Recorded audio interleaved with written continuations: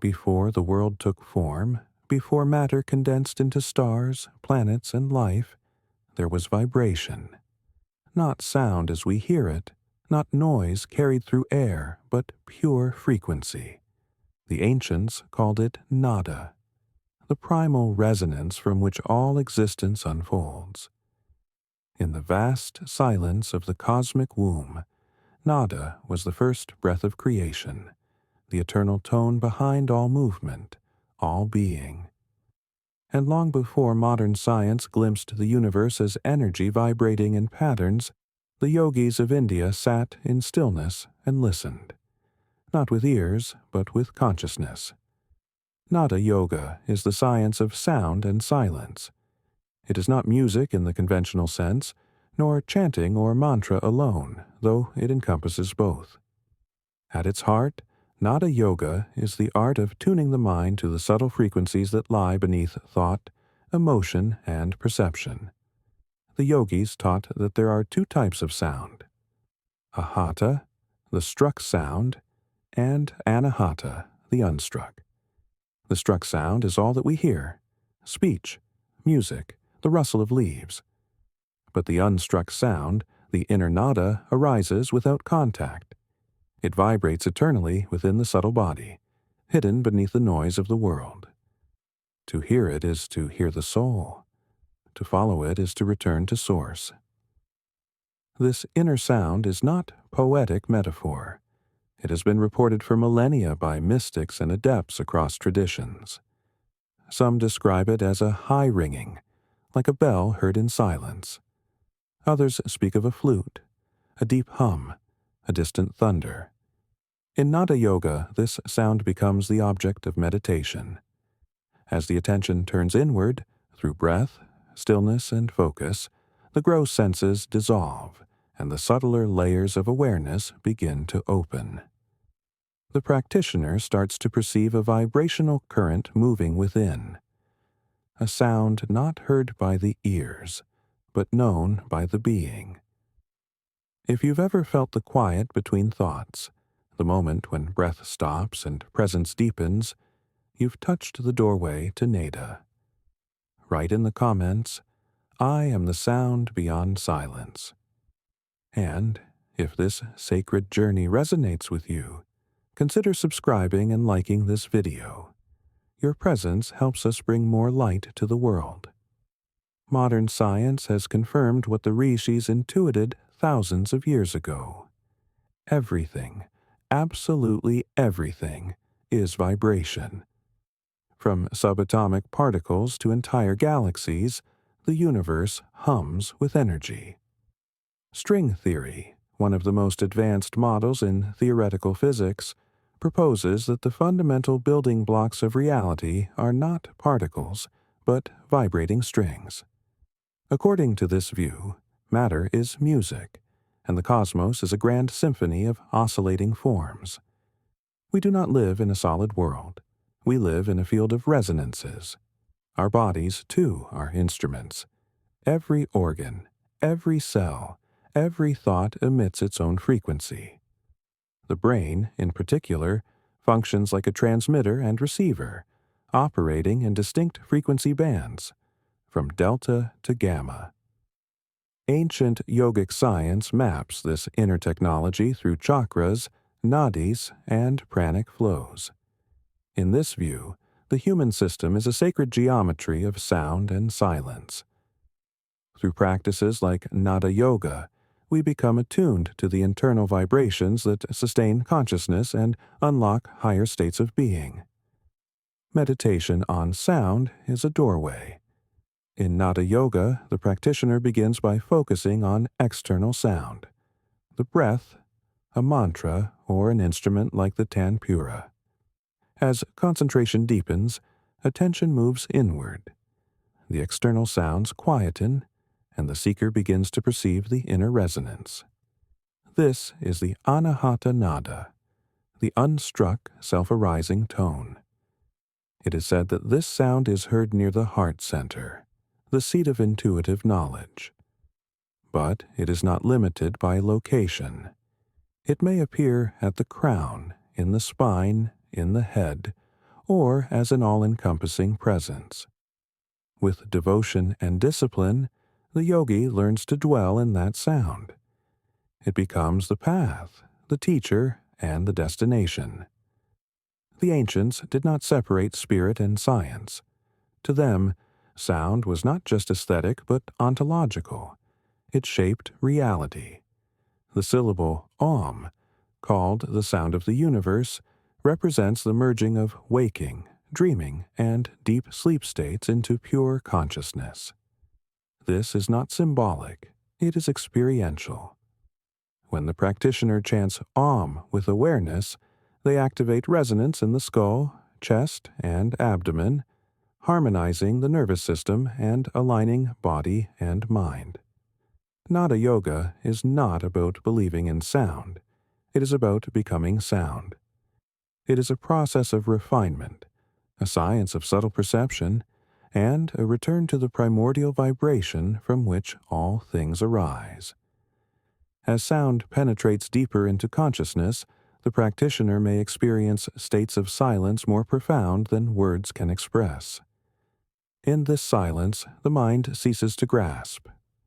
There is no analysis, no identity, only awareness itself. In fact, Nada Yoga is not about chasing sound, but about dissolving into the silence that contains all sound. The goal is not stimulation, but absorption. The inner sound leads the seeker beyond duality, beyond body and mind, subject and object, into the realm of pure being. Yet this journey is not linear. It requires patience. The mind resists silence. The ears seek noise. The world is loud. But with practice, the sound within becomes more real than the world outside. It guides attention inward, like a thread through the labyrinth of thought. This is why Nada Yoga was considered a royal path, a method not only of meditation but of transformation. It bypasses language, bypasses belief, and speaks directly to the soul. In some ancient texts, Nada is equated with Shakti, the creative power of the universe. In others, it is said to be the subtle form of Shiva, consciousness itself. This dual identity reveals the mystery of Nada Yoga. It is not only technique, it is Tantra. It is the meeting point of energy and awareness, of movement and stillness. And in this meeting, the practitioner is reborn, not as a new self, but as presence without self. The practice of Nada Yoga is found across many cultures, though by different names. In Sufism, it appears as Sama, the listening practice that opens the heart to the divine. In Tibetan Buddhism, the sound of the Damaru drum and bell represent wisdom and method in union. In Christian mysticism, saints speak of celestial harmonies heard in deep prayer. Everywhere, when consciousness deepens, sound appears, not from outside, but from within, not as distraction, but as calling. Sound has shape. Sound has color. Sound organizes matter into form. Cymatics, the study of visible sound, shows how vibration creates patterns, from geometric mandalas to fluid spirals.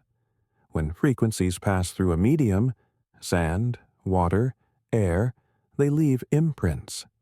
The same happens in consciousness. Every thought is a frequency. Every emotion is a tone. Our inner world is a soundscape. Nada Yoga teaches us to listen, not just to sound, but to the architecture of our own being. To the untrained ear, silence is empty, but to the Nada Yogi, silence is full. It vibrates, it sings. It is a cathedral of tones too subtle for physical sound. In this silence, the practitioner enters a realm of perception where the divisions between self and world, sound and listener vanish. The body becomes transparent. Thought dissolves. Only vibration remains, and even that eventually merges into pure stillness. This is the sacred paradox of Nada Yoga. The deeper you go into sound, the more you are led into silence. The path is subtle, and not without challenge. The mind is conditioned to noise. It wants words, stimulation, distractions. Even in meditation, it craves form, visualizations, mantras, images. Nada yoga requires surrender to the formless. At first, the inner sound may seem faint, intermittent, unclear. But over time, with practice and discipline, it reveals itself more fully.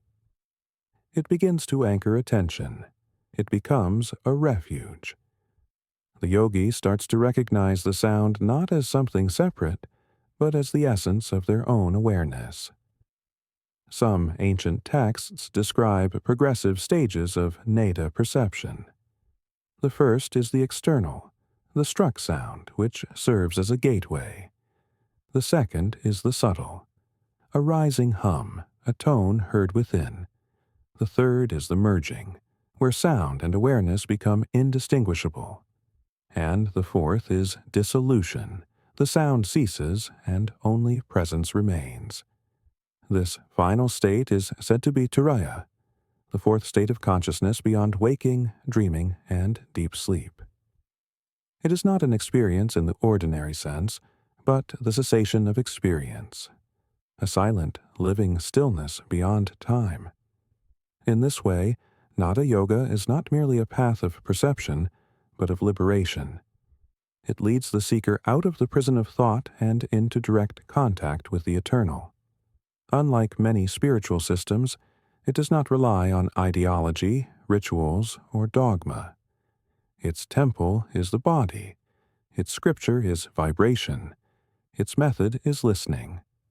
To follow nada is to follow the breath of the cosmos as it sings through the corridors of your being. The sages of old emphasized that nada is not to be achieved, but remembered. It is always present, always sounding, like a subtle background note in the symphony of life. But to hear it, one must quiet all other instruments. This requires discipline, sensitivity, and, above all, patience. Modern life is not kind to silence. We are bombarded with frequencies, artificial sounds, and constant input. The inner ear, dulled by stimulation, forgets its true function to listen inwardly. Yet the practice endures. In monasteries, caves, and quiet rooms across the world, seekers still sit. They breathe, they listen, they dissolve. They follow the ancient current of inner sound to the source. Some describe encounters with the divine.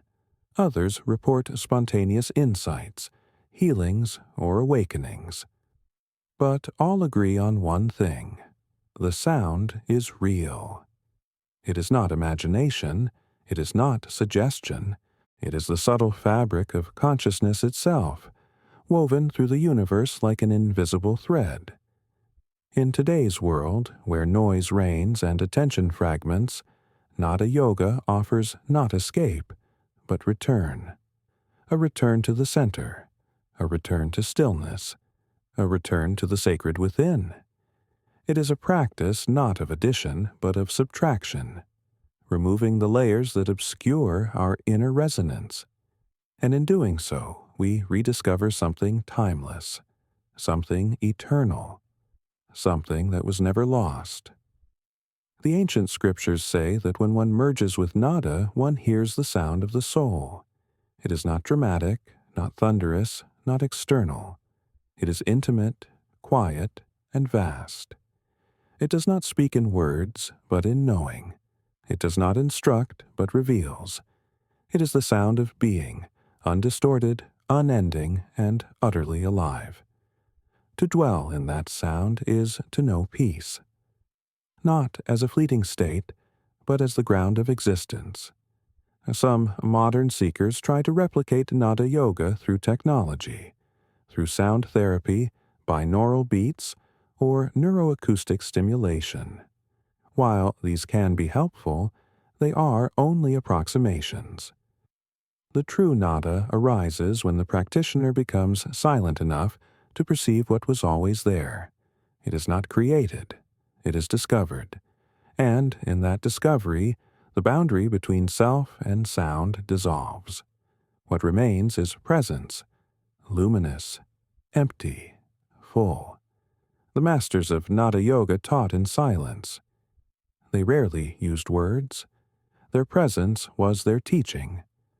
When asked about the ultimate reality, they would close their eyes and listen.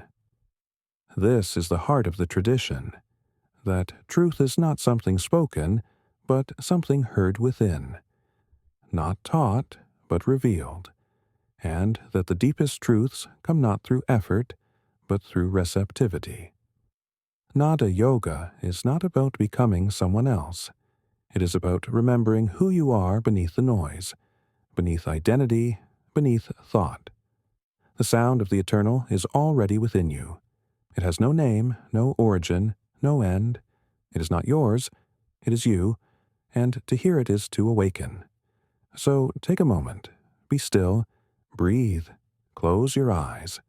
Let the external sounds fade. Let thought pass like clouds. Beneath it all, listen. Listen not with your ears, but with your being. What do you hear? That is the beginning. If this inner journey resonates with you, subscribe to this channel, like the video, and share your voice in the comments. Write, I listen beyond sound. I awaken in silence.